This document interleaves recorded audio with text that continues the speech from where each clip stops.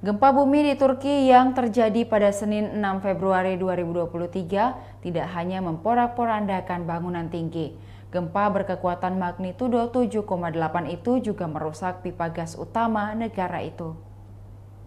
Akibatnya terjadi ledakan besar hingga api membumbung tinggi. Api yang melambung tinggi di langit bahkan mencapai 100 kaki. Setelah kejadian ini, pihak setempat langsung mematikan aliran gas agar tak lagi terjadi insiden lanjutan.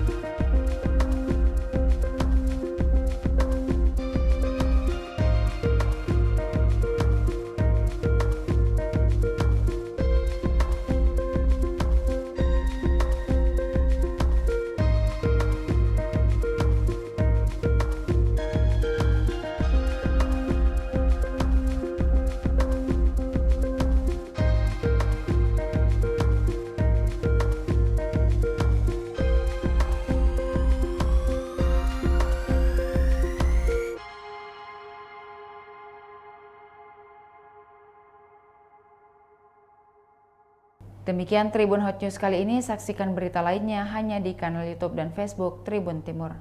Terima kasih sudah nonton, jangan lupa like, subscribe, dan share ya!